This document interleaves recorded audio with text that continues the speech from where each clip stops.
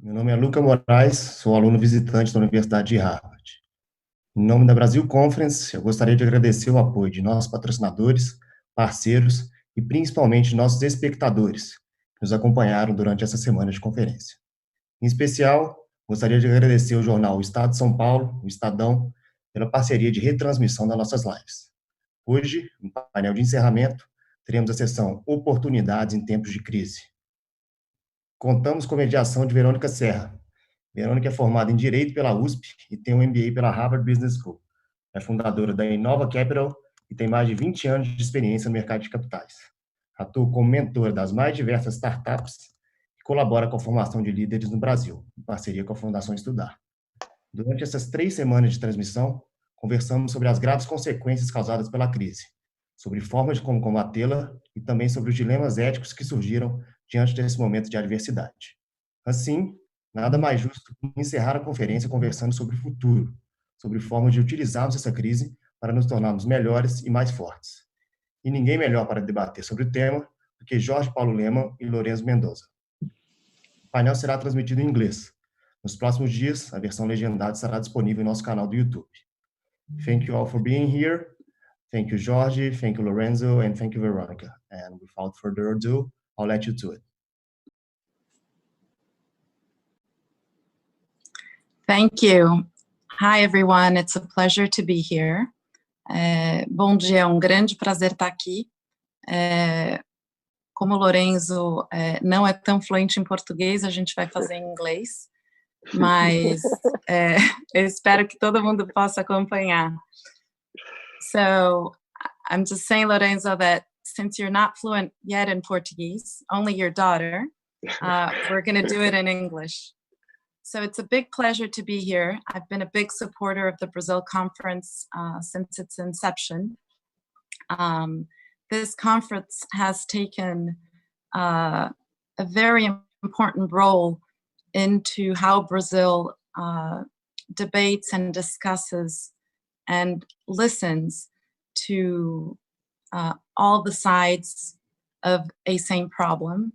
And it's been incredibly, I'm incredibly proud of the group that has done this, and also very happy to see it grow over time, as I also follow some of the students that are my mentees.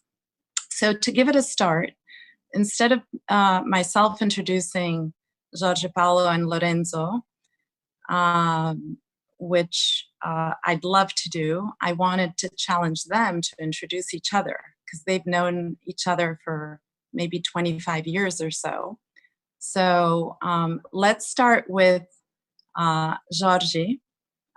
If you don't mind, who is Lorenzo? Tell us, who is this guy who's still standing up in Venezuela and is this amazing person? That's not fair. You told me he was going to introduce me, so then I would get a chance to get back at him. I'm throwing you the ball first. I'll go ahead.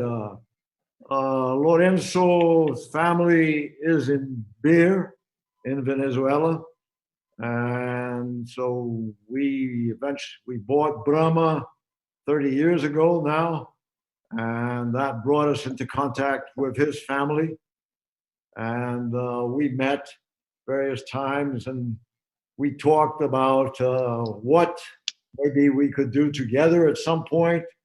We actually were partners for some time in Venezuela and then in Argentina, and none of them were very successful ventures, but we continued as friends, and I have the greatest respect for Lorenzo and his family.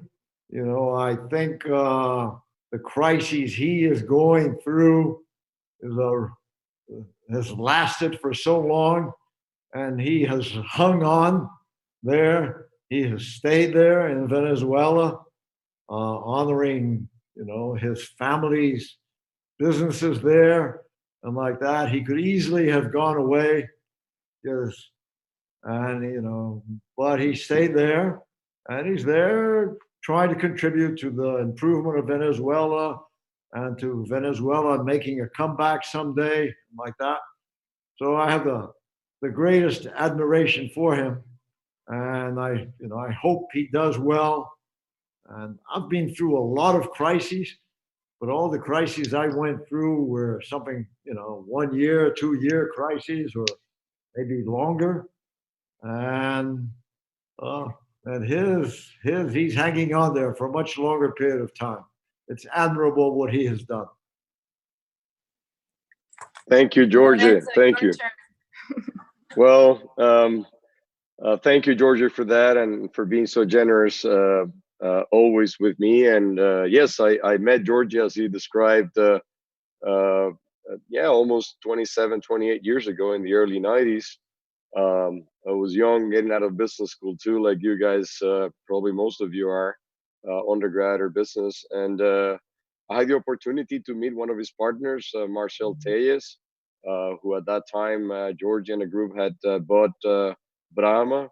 And we were partners, as Jorge said, in the first venture that I think Brahma did internationally to then execute a vision that Jorge put forward with his partners and executed marvelous, becoming what it is today, the most successful beverage beer company in the world. I mean, from Brazil, from a local investment to being the most successful businessman in Latin America with a footprint all over the world. And that is to Jorge's talents. I mean, not only financially speaking, and economic, which he has plenty, but also the capacity to put out the vision, to choose the right people, partners, to develop talent, to invest in education. And I have seen that, and it's one of the things that I admire him the most, how he has been able to tap talent and give him opportunities at an early age in their stage of development, trust them with their knowledge, and unleash them. And whoever does well grows, and whoever is mediocre or really is just not doing his job, he gets out. And I think that's a great way of actually developing not only businesses but people. And I have been a huge admirer of Jorge's capacity to inspire people by knowledge, by data, by KPIs. I mean, all the meetings with Jorge Paulo are always based on facts, no BS. And I do believe that they were successful because the path that the ventures were successful because the path that Brahma took, we learned a lot in what happened here in Venezuela and in Argentina to then we're able to follow that. So the measurement that I have for that is based on what happened afterwards. I mean, because these were the first two steps that Jorge and Brahma through that venture did. And then he has built, tremendous investments and partners throughout the world through 3G Capital. He has a beautiful family as well, which I've been able to know, Susana and some of his children. And I was very lucky to be invited, like you, Veronica, to his birth and seeing the amount of people that showed up in diverse world and the interest that Jorge has and the people that Jorge has touched over the years. It's impressive. But I end up by saying that I also am a huge admirer of his discipline to execute vision and the discipline that he has in his life. I mean, Jorge is someone that through sports, especially tennis and his great talents is an early age, has continued. And anybody that goes into the court with Jorge, I mean, forget it. You have no chance. So it's that balance that he has, the way he lives his life, touching people in common sense, and being really the only, I will say this without any hesitation, the only Latin American, passionate Brazilian, in his case, that has a footprint around the world with businesses, not with investments. So the investment is one thing, being part of business and executing them effectively, it's something that I admire Jorge and his partners over the years. So I'm very thankful for him and how generous he's been. silently mentor to me. I have followed everything he has done. And I'm a huge admirer of his philosophy of life. Thank you, Lorenzo. I think we could take the full hour to talk about Jorge. I'm sorry, I did my best. No, you did a wonderful job, and I'm also a recipient of the time that he devotes, not just to myself as a mentee. So for those who don't know, I went to Harvard Business School and was given a scholarship by support by Fundação Estudar, which is a foundation that Jorge and his partners started, in the early 90s to support students who would want to go abroad and go to a top school and did not have the means for it. But in particular, students and talents who would share the same vision of meritocracy, of wanting to make a difference, and last to give back, to really come back to the country and contribute and make a change and act on it, not just the talk, but also the walk. So he is, as you said, a very keen on execution and seeing what's done, not just what's said. Going back into something that Jorge mentioned, which is a short and a long crisis. I think Jorge has gone through many crises, as he said, nothing as long as your case, Lorenzo.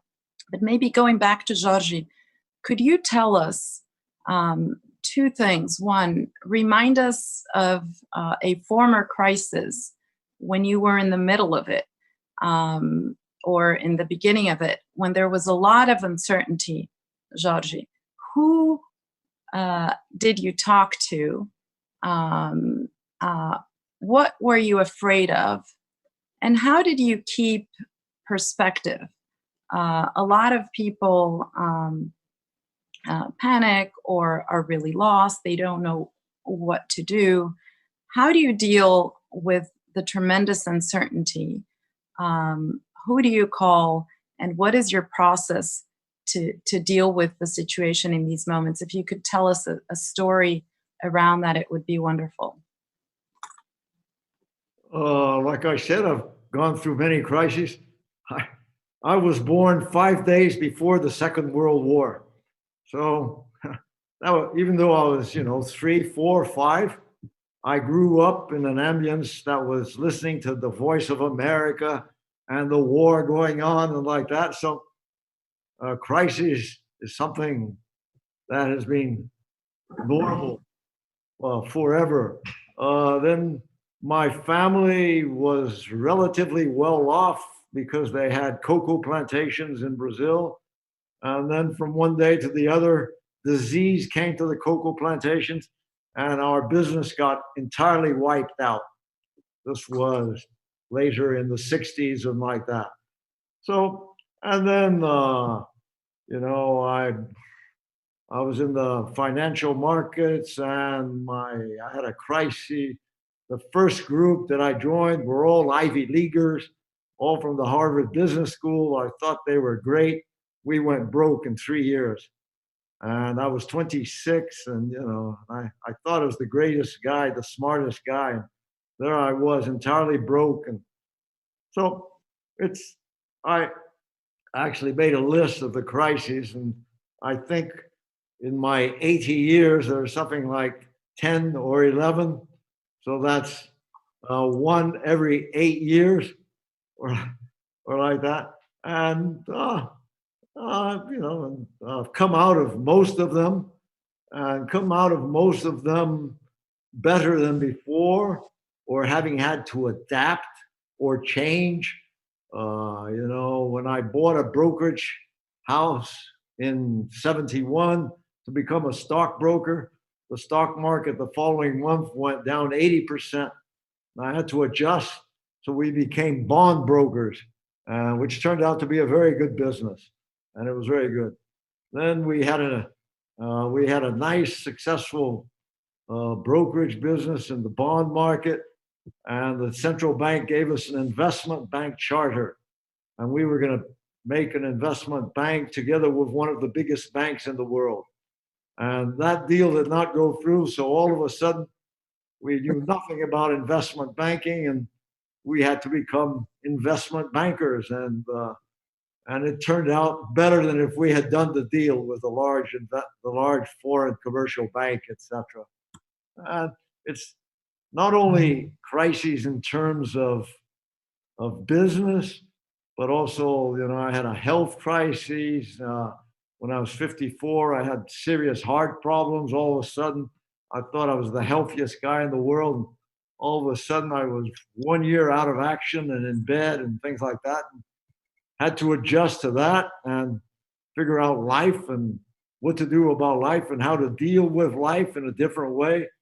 So, in a way, I've learned something in every crisis, and I've stayed calm because I've been through some. Sometimes I think I'm a little bit blind because I always think they're going to turn out okay because they have turned out okay.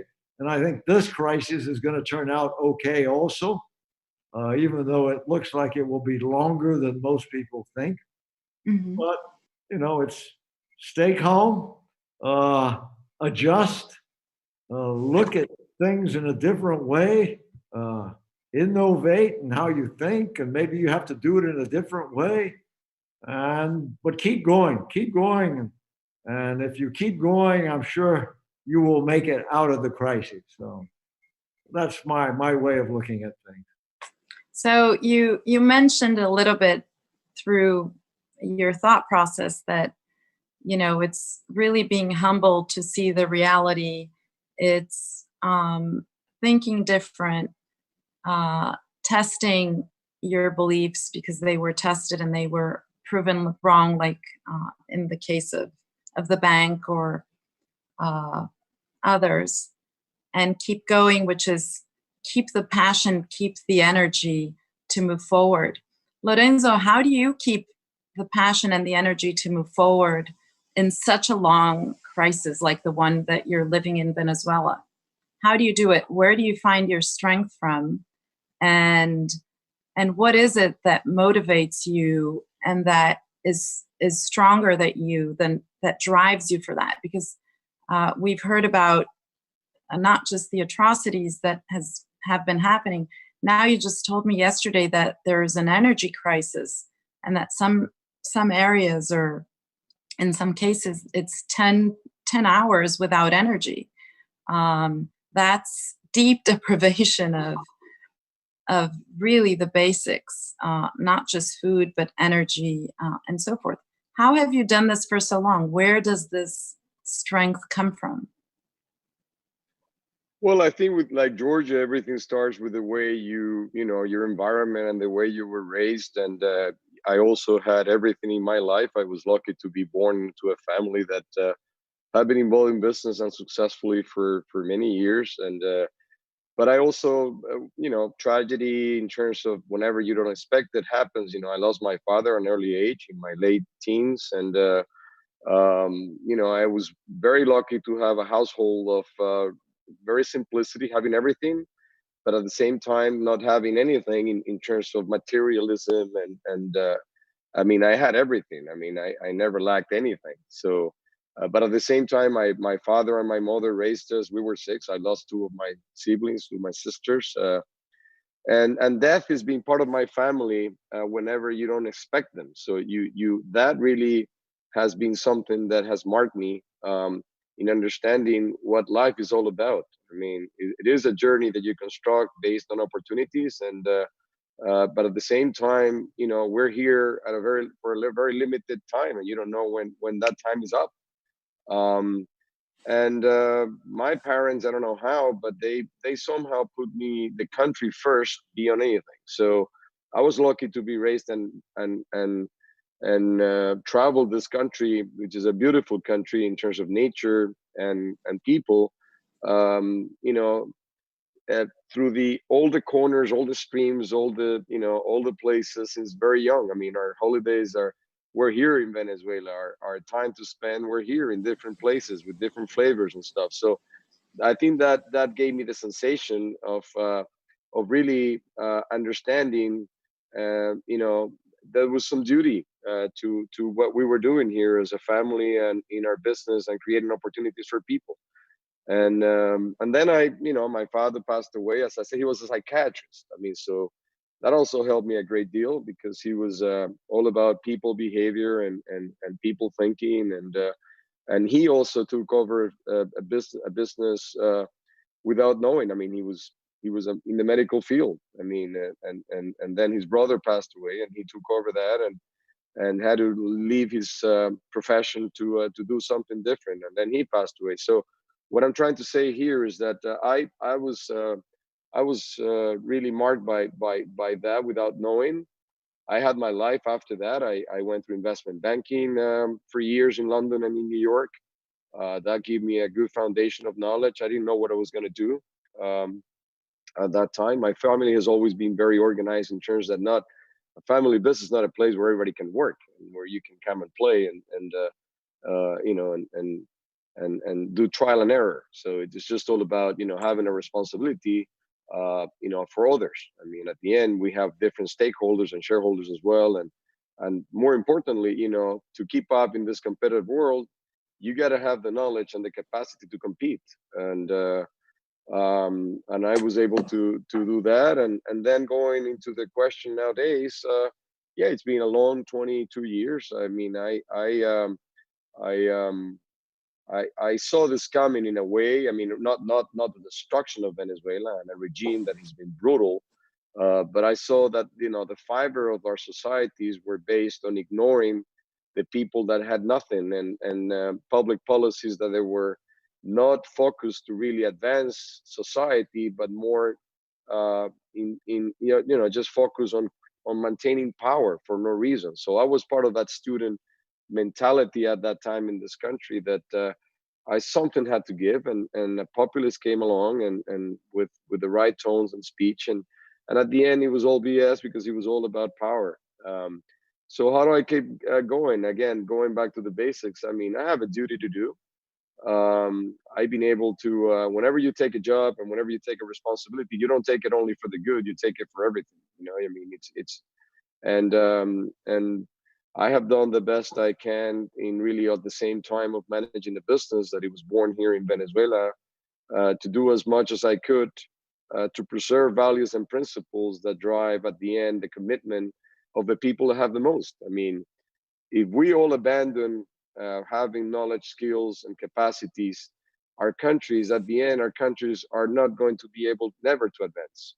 I think the people that are better off with knowledge, education, and capacity, you have to commit to that. I know it's hard. It's hard. It's like not moving sometimes because of the realities of our countries, and not having the focus on putting economic growth at the center, building institutions, and really having a long-term vision of a country. But at the same time, my way of thinking is that I had to really, with all the benefits that I had in my life, I had to really, buckle down. And I was lucky enough to have my wife. I have 6 kids with Alexandra, and say, this is it. This is what it is all about. So I never questioned. I'm not in that process of, are we leaving? Are we staying? Are we leaving? Are we staying? Like many people. I mean, and at the end, I lost all my friends of my generation have left and thrived. Some others have not. It's not difficult to migrate, when you don't have a specific plan. But I'm here, and as you said, I mean, this country at the moment, after being the most prosperous country in the region per capita, going to the indicators that Jorge pretty much bases life on, this country was per capita wise the best in Latin America for over 35-40 years. Yes, a small country, but with a development that it was magnificent. So I go back to my principles and values. You got to be resilient, and I keep the lighting candle on of capitalism, of free markets, of that's what I'm passionate about, of giving opportunities to people, of centering also education as as my way of thinking with the people that I support as well. And you know, that's what I've been able to. That's what it's all about, Veronica. I can go on and on, but yeah, there's no water here, and there's no clean water. There's no electricity at the moment. This is not COVID-19. This is COVID-1 to 19, and now we're thinking COVID-30. So this is more than that, and it's also a good lesson for the region when you ignore, you know, a process that is very destructive, and at the end, these populist movements begin to take over and do a lot of damage, you know, throughout the region. A region that we have gone through vicious cycles, unfortunately, not virtuous cycles, because Latin America, I mean, Venezuela was at the front, and then now we're at the tail. But this is like the center and eye of a hurricane. You know, like we keep swinging back and forth, and you know, and stumbling in the same rock all the time. And it's part of not understanding what Jorge has always talked and preached about, it, which is all about education. And also I do believe that over the next few years, I'm optimistic, by the way. I'm always optimistic about, you know, because the alternative is very bad. To be pessimistic is stupid. So yeah. So Lorenzo, you touched on a very good point, which is education. And I think Jorge has been one of the pioneers in not just seeing that education is so important, but through his foundation, not just has been funding students to go to the top schools, but has also had several programs which helps improve education in Brazil and elsewhere. Jorge, could you talk a little bit about what you've been seeing? I wanted to touch on two topics here, but first on education, have you seen a change in all this investment you've done and over the years? What have you seen that is different right now and that gives you hope? And two, if we could go into later after this question on the social side of what Lorenzo was talking about, and then maybe you could link that with what the young people are looking for today. You know, what is purpose for them and so forth. I know you drink a lot of your sort of energy, you drive a lot of your good energy from talking to younger people. So if you could touch on those 2 points, it would be great. Okay, well, first of all, I think education is the most important thing to create development in a country. And, you know, if you look around the world, the places that have good education systems, so, you know, Singapore, Korea, and like that, are the countries which have had the greatest development in these recent years. And I have 6 Brazilian children, 7 Brazilian grandchildren. I would like Brazil to be a very competitive country in the future, a very prosperous country. And so I think investing in education is important. And I've been doing it for over 30 years now, basically giving scholarships and having brought the Khan Academy to Brazil so that you have online teaching there, trying to help public school teachers manage the schools better, give courses to teachers so they know how to teach class better. It's what I do is a small drop in the bucket, though. It's the education problem in Brazil is enormous, but you know it can be done. I am close to the people who have developed the public school education system in Sobral. Sobral is in Ceará, a small city, very poor city, but which has tested very positively all the DEBI tests and like that. And so I now have a group which comes from Sobral, and they are trying to do the same thing that was done in Sobral and 25 other small cities in Brazil. And if they're successful, we'll expand that to 50 cities next year and like that. So it's a constant effort to improve education.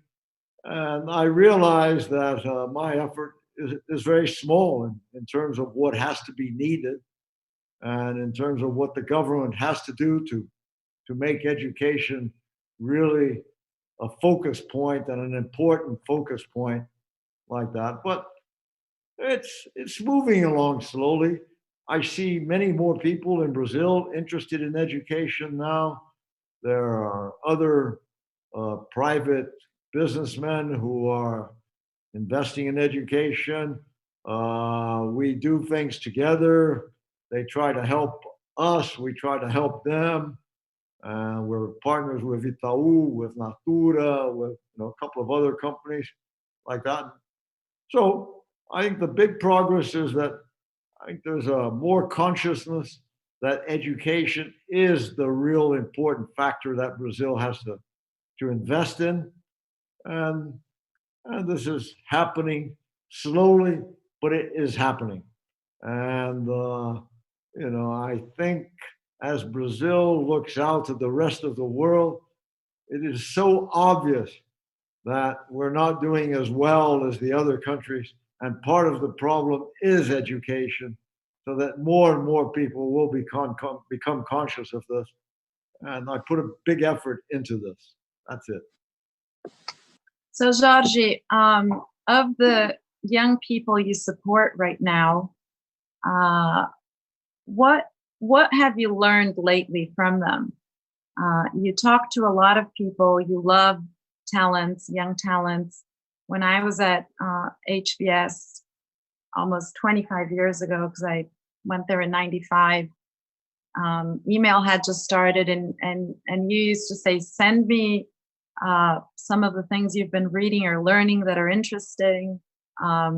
You're an obsessive learner all your life, and you're also an adapter because you've adapted very quickly to all these changes. What are you learning now from these young talents that surround you? Well, I think the thought process of young people changes as time goes by. And, the group of young people when I started in financial markets is everybody wanted to make money at that point. And then you had all the ecological guys who wanted to save the birds and the trees.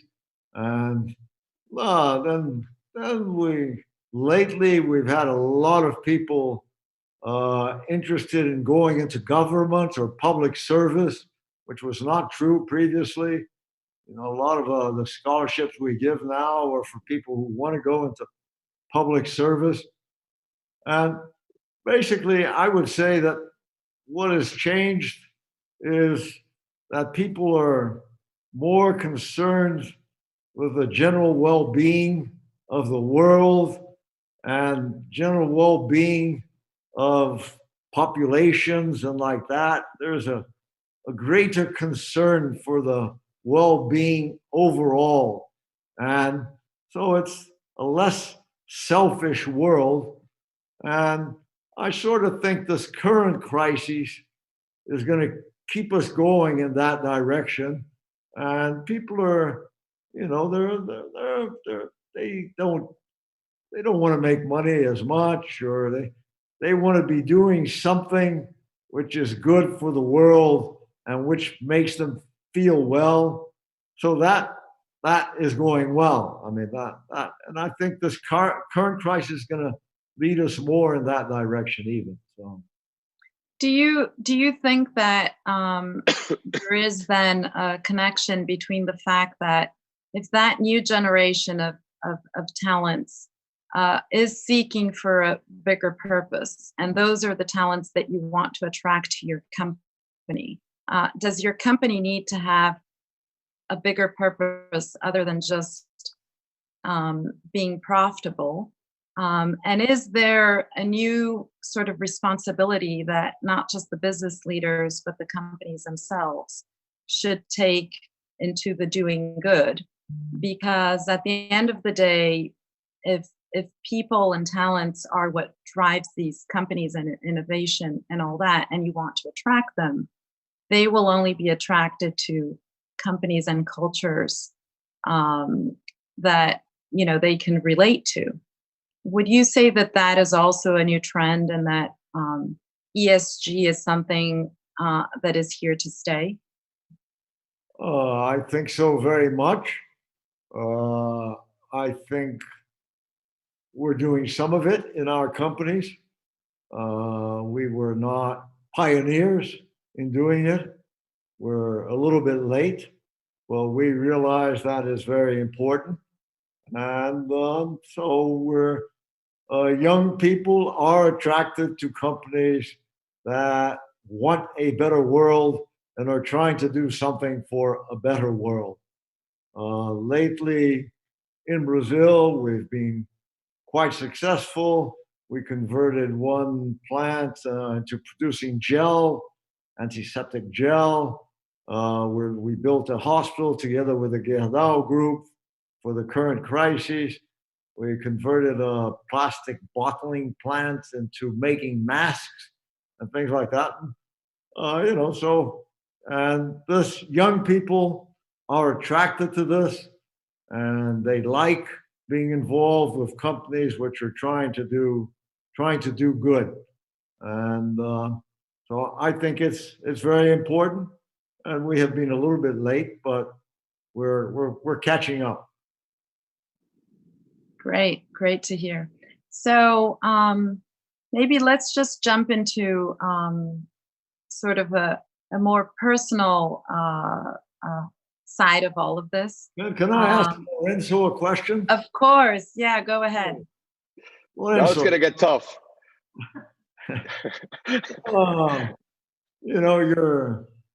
You're going through this crisis, and what have you really learned, and what do you think you might have done different in terms of the crisis, this long-lasting crisis that you're going through?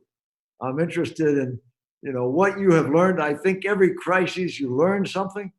So what have you learned, and what might have you done slightly differently? Yeah, my learnings are, number one is that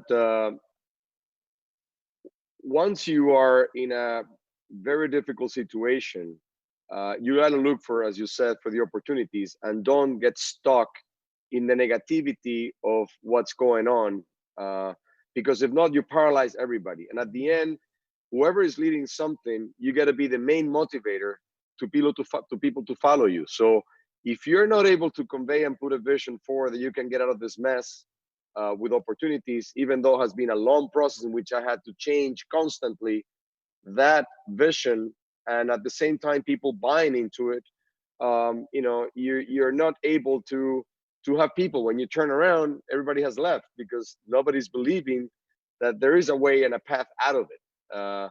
So I have learned that to empower people with a vision, values, principles, and at the same time keep everybody focused, to everybody do their job. I'm not a big fan of people talking all about the same thing all the time, how bad we are, how this crisis has destroyed us, how, and all of that. So one of the learnings is that I've been able to understand that if you put people tasks very clearly defined, and as you said before, with the youth that have changed over time, you maintain a level that there is a playing field in which they have the capacity to innovate within a crisis. That really gives you support and strength to do new things, to build new ways, to actually, be alive, not perhaps with the, because our GDP has shrunk. If we're talking about our operations in Venezuela, it's almost impossible to to measure things based on economic bottom line success.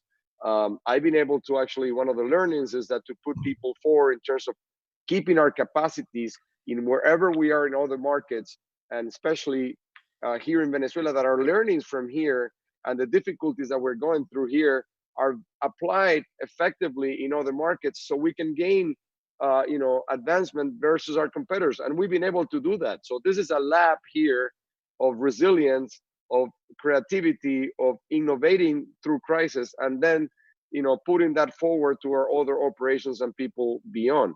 I have also learned that the frontline workers do matter a great deal. I mean, sometimes we try to diminish the role that the frontline workers in our businesses, consumer products, food and beverages, plants, manufacturing, logistics, your supply chain. I have learned that if you put the emphasis on the frontline workers by making sure that you don't worry too much if we are competitive or not based only on the markets of their benefits.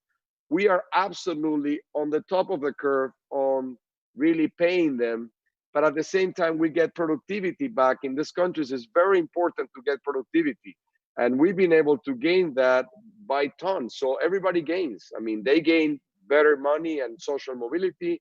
We gain tremendous commitment and productivity. And I think that's one thing that we have also learned, that through crisis, if you support the weakest in your organization, they give you back huge commitment.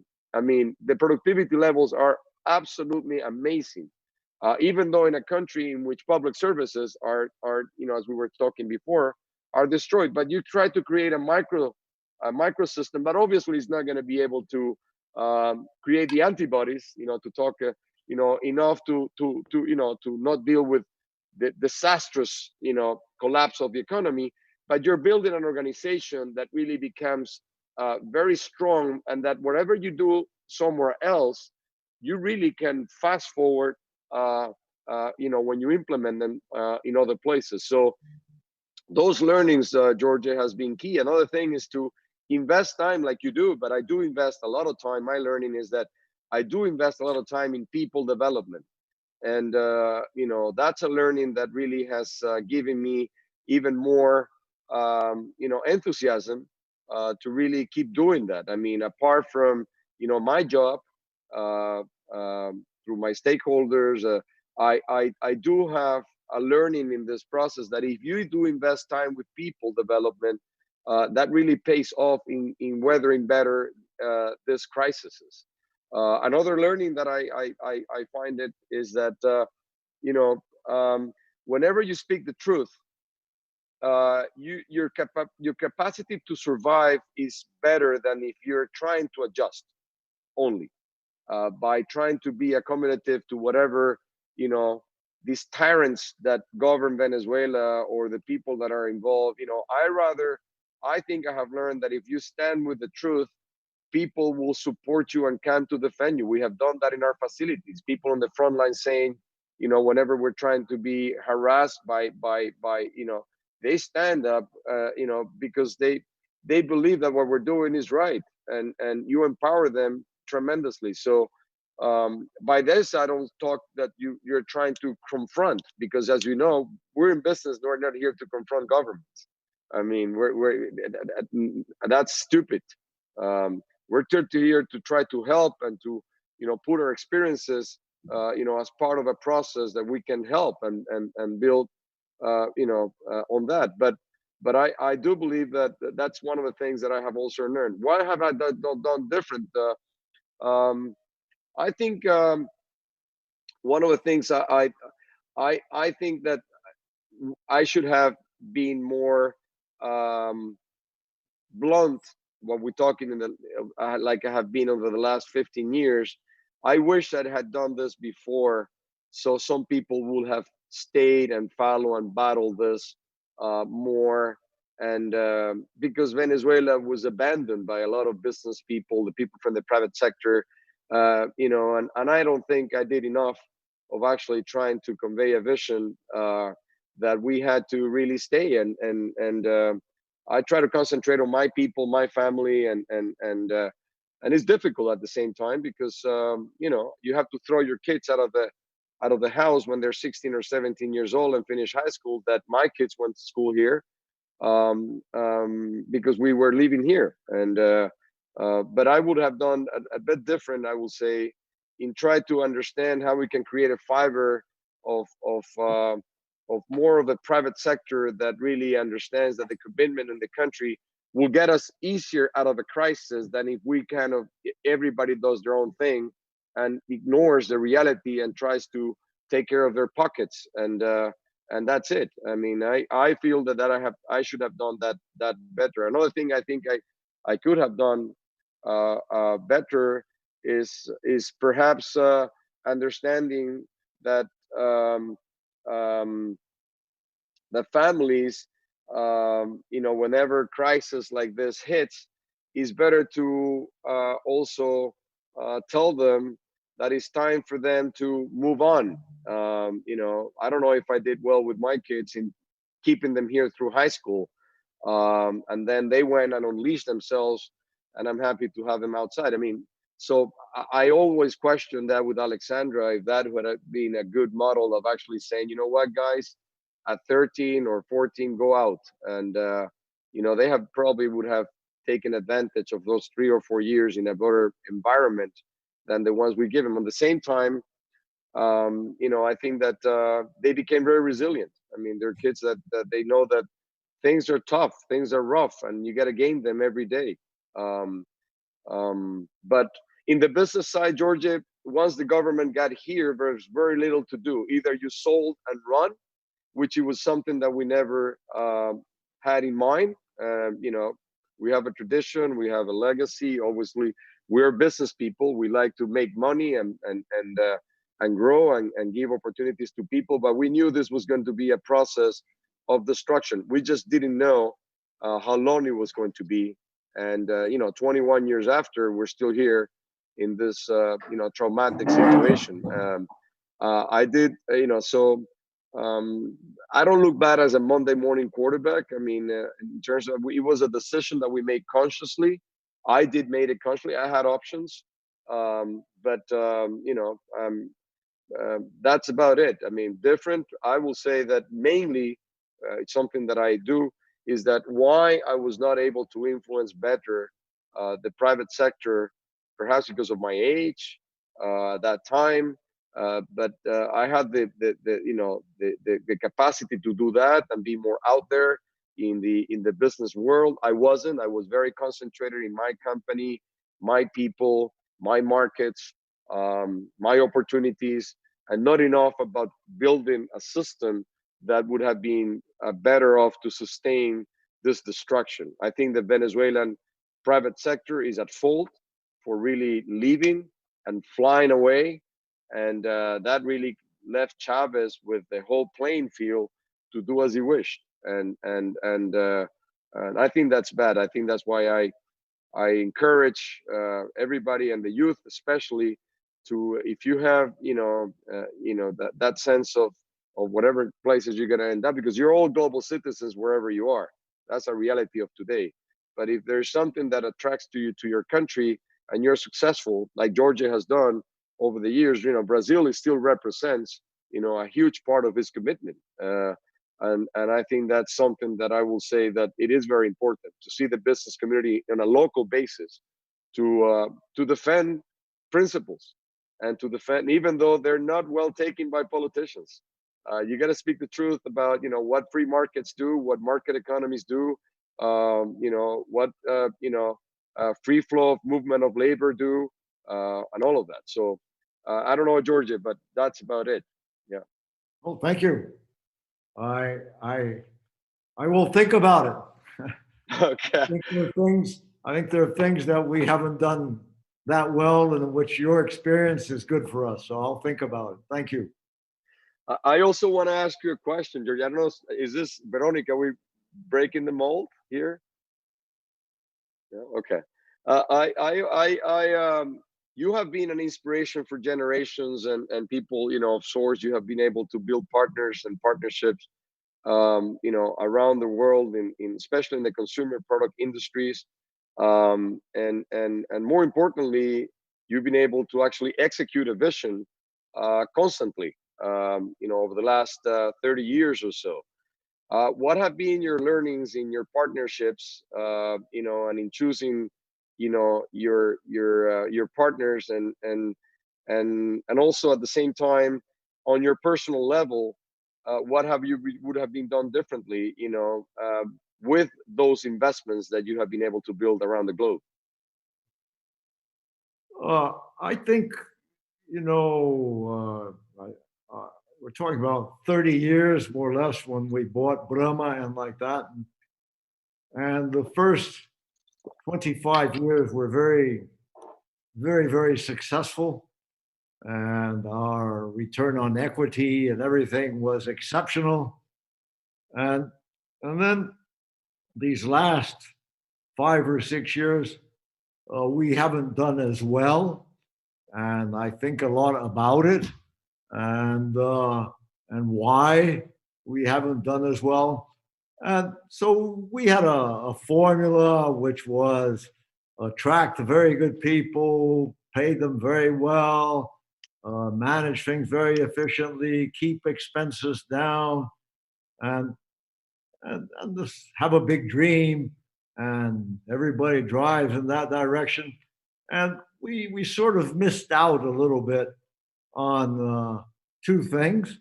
We missed out on being more consumer centric. The whole world has become consumer centric.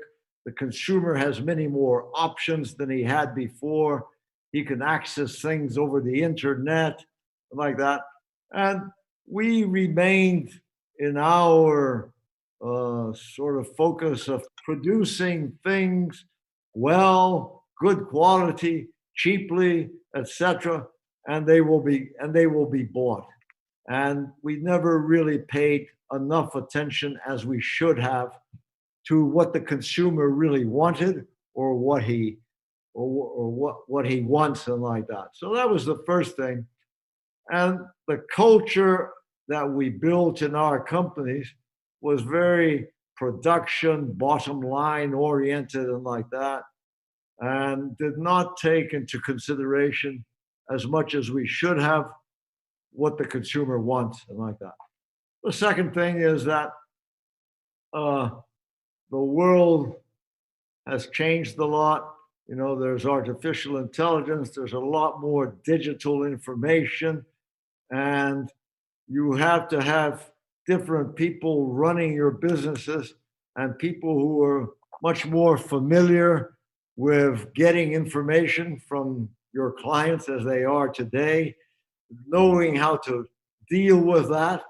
And so we've been a little bit late on that also. The businesses we bought all had big market shares. We were comfortable with that market share we had. And so basically we didn't give the consumer enough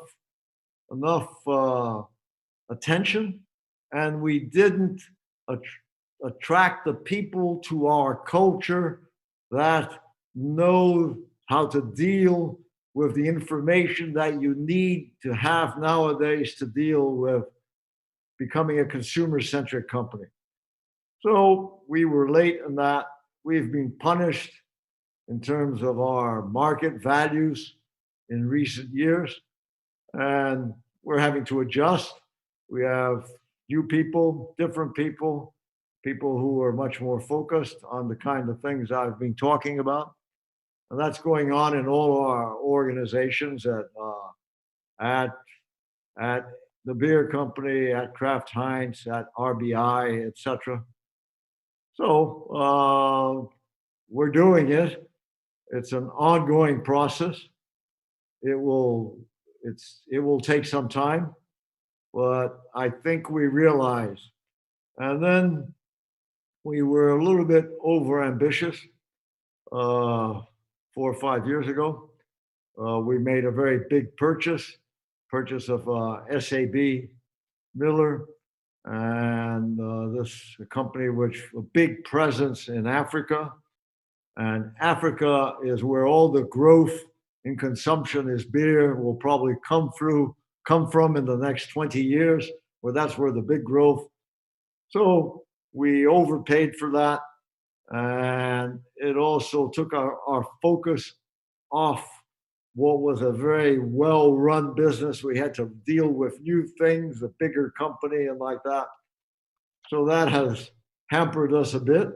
So we're fixing that. We're still very optimistic for the next 10, 20 years, but we're having to deal with these problems at the moment, and obviously having to deal with these problems in the current circumstances of the virus and like that makes it a little bit more difficult.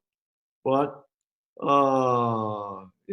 we're confident that we will make it, and that 20 years from now, we will look back and say, well, we did it again, and here we are. And that my children and like that will have a nice company, and will be able to do a lot of philanthropic work also with the money it generates and goes to the foundation, which they will be managing someday. That's great. Thanks, Georgie. I think it's great learnings. I have always followed, what you are leading, and it is impressive, no matter how, as you said, the circumstances that have happened over the last few years with your acquisitions. But the way you tackle it, it's impressive. Thank you. You're muted, Veronica. Yeah, unmuted now. Sorry. Okay. We have 2 minutes to reach an hour here. This conversation has been fantastic. I wanted to take some time now to go more into the personal side of both of you. You both have 6 kids, which is really amazing. And so a lot of experience in parenting as well. You have heroes at home, which are your wives. They must be recognized. But I thought right now of asking you, both of you, how are you changing right now on a personal level? What are you doing differently because of this quarantine? That's an interesting question for Lorenzo, because you've already been so restricted, and so you're a master in being able to deal with restrictions. So you have to be the second one to talk. I want to know from Jorge. Jorge, what are you doing differently that you didn't do before? How are you spending your time? Is there any new, how are you dealing with Zoom calls all the time? You were always on a plane. How has your routine changed? Well, I'm stuck in one place now. It's a very nice place. I'm happen to be in Switzerland when all, so I simply stayed here. And, my whole family is Swiss like that. So it's not a problem to be here. It's home also for us. I have a couple of our kids are here. 3 of my children are here at the moment. And it's sort of been nice not to have to travel as much. I used to travel 700 hours a year. That's 30 days of the year in an airplane, and never in one place for more than a week. Now I've been here for 45 days. A lot of Zooming. I like Zooming. I hope to be able to do more of it and less traveling up front. And you have more time to think, you have more time to read. And I think the world will change quite a bit. So I'm trying to think of how it will change, how one will have to adjust to it. There will be good things, there will be bad things. And so have more time to think about that. And so that's what I've been doing, reading more, thinking more, and trying to figure out what we can do better up front. What have you been reading? Can you share that with us? What are some of the books or articles? I read in Enlightenment Now by a Harvard professor, and basically he describes how the world has improved over the last century, and how much progress there has been, and what are the reasons for that progress. And he has a very favorable world, a very favorable view of the world, and an optimistic view. And he is in favor of a global world, a world of dialogue and like that. So it's interesting to see somebody who's very intellectual defending those points of view. And, there are other views in the world at the moment. People are less interested in the global world, more interested in their own countries and like that. So it was very interesting reading. Great. So Lorenzo, have you changed anything? And I'm not sure you have, because you've been through a longer process, but there's always room for growth and improvement. So I'd love to hear how you've changed, how this has shaped you differently, if it has, the corona. And also, what are you reading, or even movies? It can be anything. What's influencing your, what are you paying attention to? Yeah, so things are a bit different here than the rest of the world. I guess there are 3 or 4 countries that are in the 190 plus countries around the world, based on United Nations. I mean, that are a bit different. So we here, my days are a lot of Zooming as well. I mean, especially with the international operations. And can you listen to me? Yeah. Yeah. And I'm trying to keep up with a system of work, but at the same time, in my home country here in Caracas, in Venezuela, there's no gasoline, for example. There's no fuel, so we have to actually be working to see how we can maintain operations at certain levels. Helping our people as well. There's no capacity to move things here because of the crisis of water and electricity and power throughout the country. So there are long days in that sense. On the personal front, I'm happy one of my kids was at school, at university, at college, and he's back home, and it's been great to have him back and see him a bit. I have the others. They're different places where they work, sent home, and they all move together to Florida so they can see each other. They haven't spent time together, so I'm happy to see that happening. The dynamics and the little videos that they send among themselves after so many years, each having their own lives in their different ages. I will say that also I have had time to actually talk to Alexandra more. I mean, my wife, and go through a process of understanding certain challenges that also are important in the stage of our lives that we're in. I'm a nature guy. I'm an outdoor guy. Thank God this country is an outdoor country. So it's, I try to, so I hopefully when I see Georgia again, I have picked up tennis. I left tennis years ago, and I tell you when I was young, and then I began to run, bike, and do all the things so that can adjust to my timing.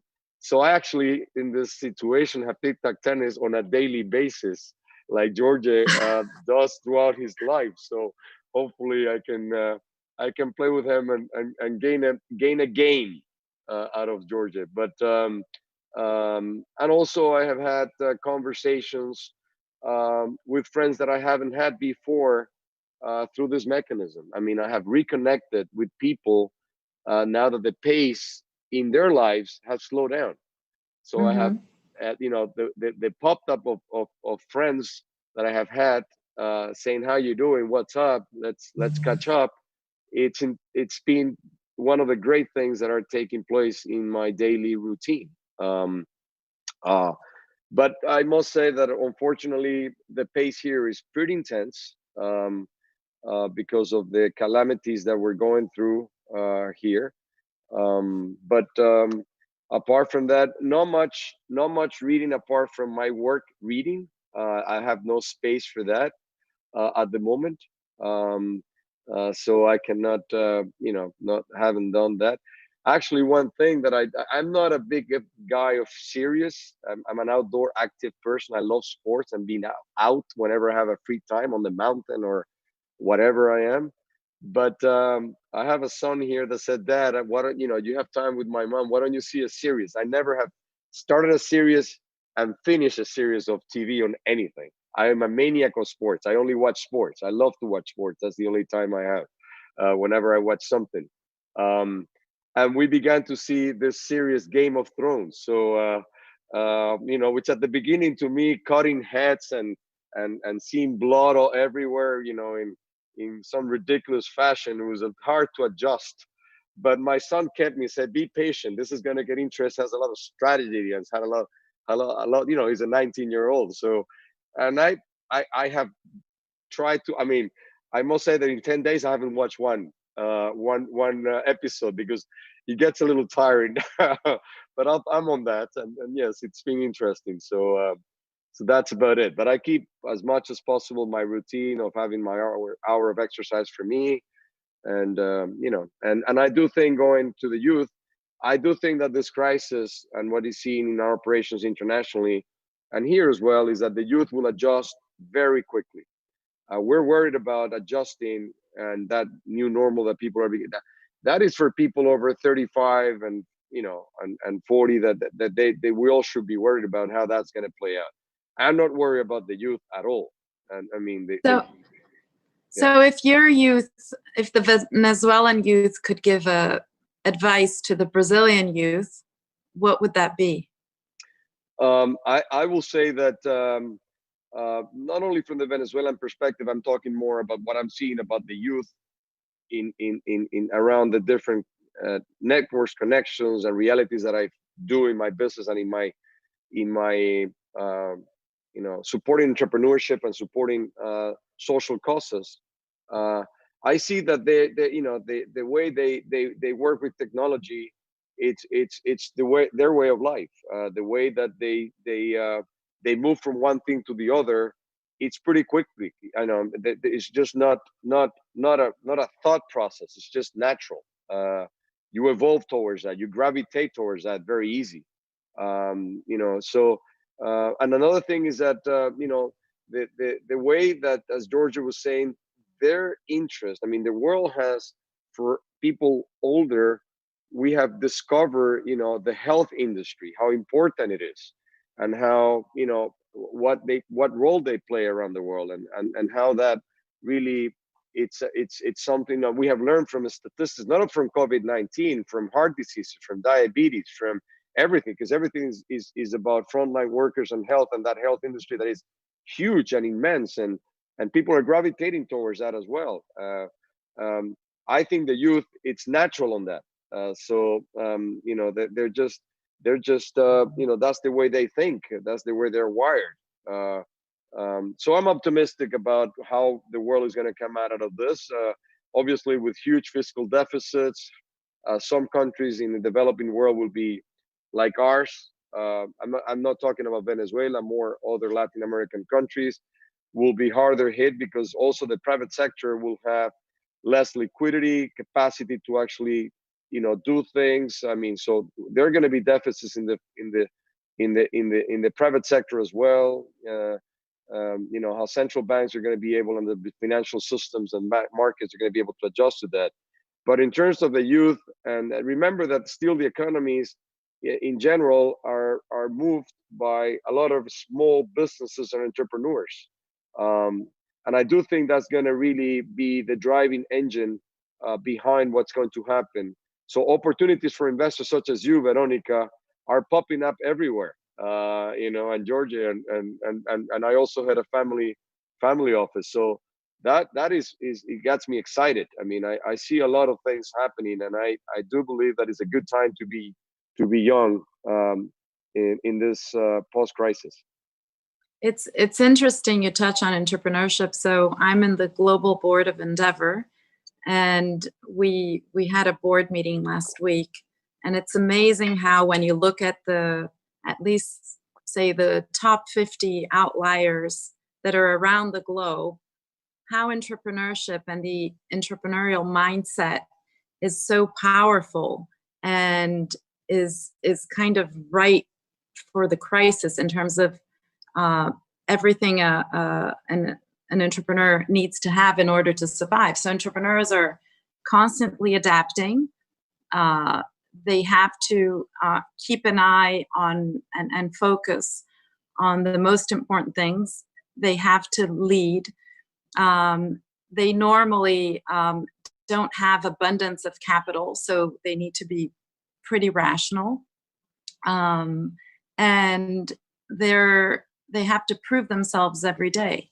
So people who have had entrepreneurial experiences are the ones who are probably more prepared on a day by day. If you're just comfortable in trying to protect your own but not really open to adapting, it's going to be very hard.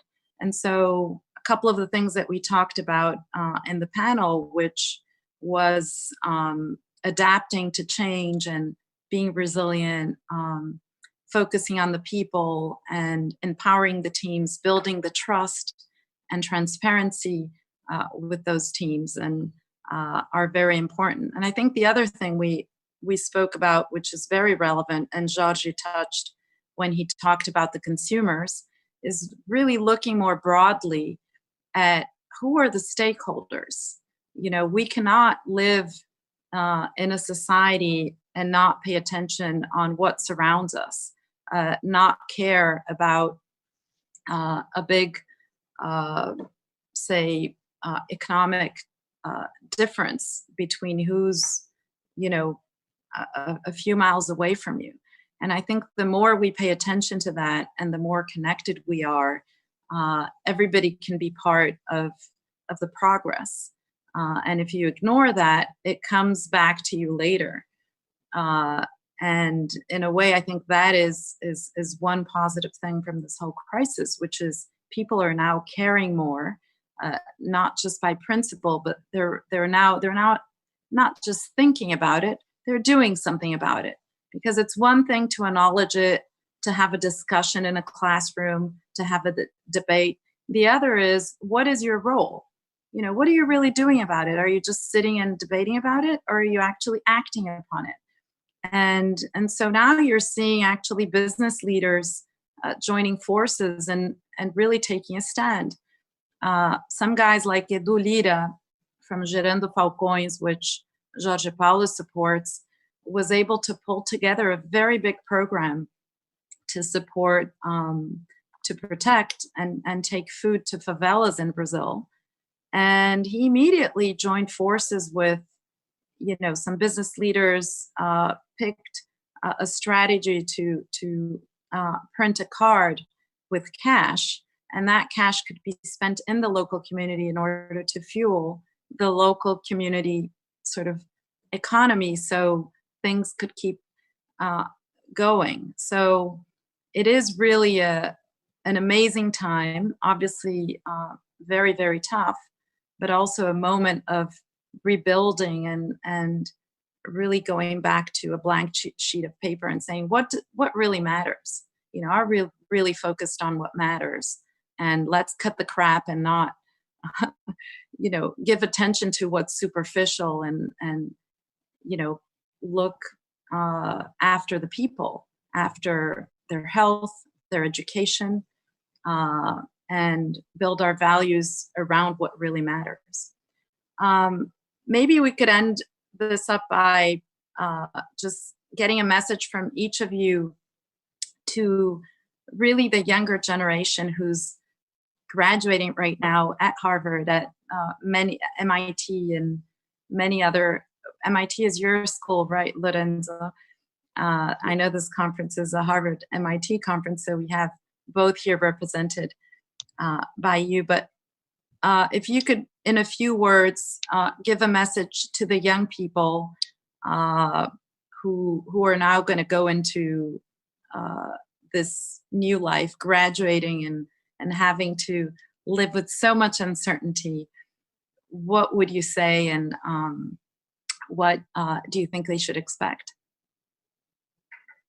I would say be optimistic,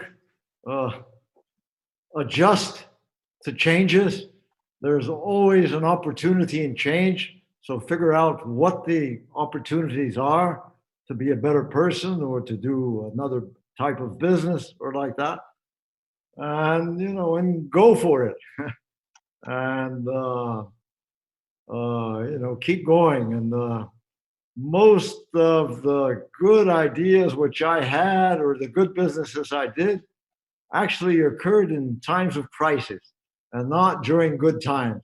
So look at it that way. There is an opportunity out there, and figure out what it is and be ready to adapt and try hard, and you'll succeed. Keep going.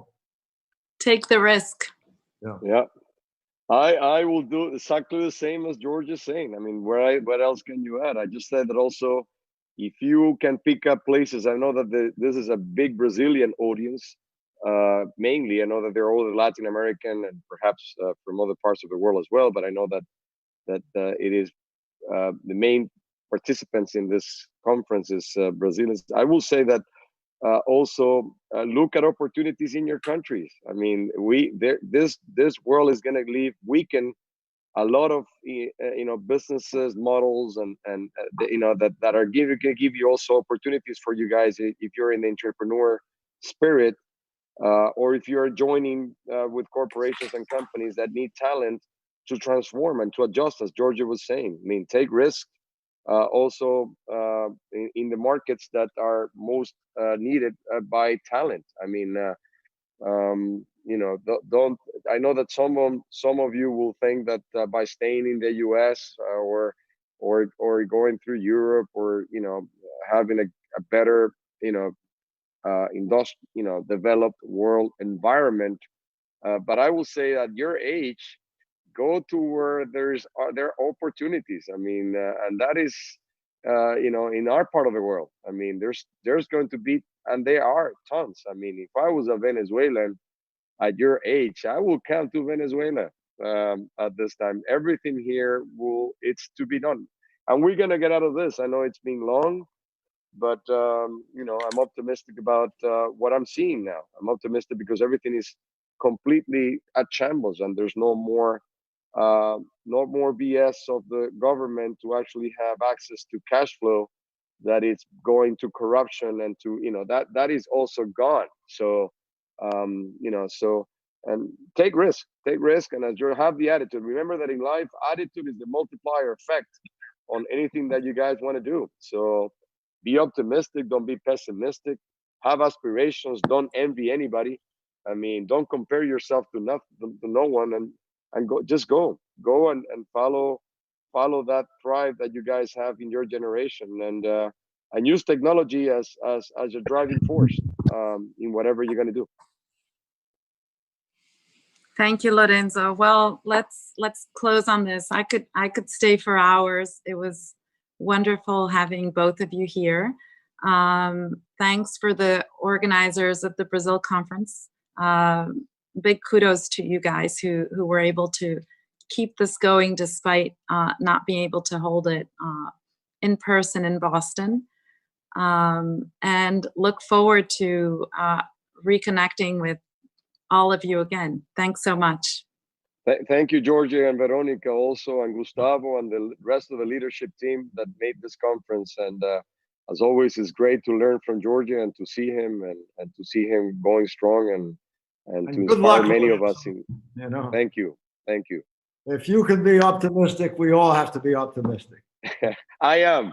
We'll see each other soon, and best of luck. Say hello to Susana and everybody. Thank you. Ciao, Veronica. Ciao. Ciao. Thank you. Ciao, everybody. Thank you.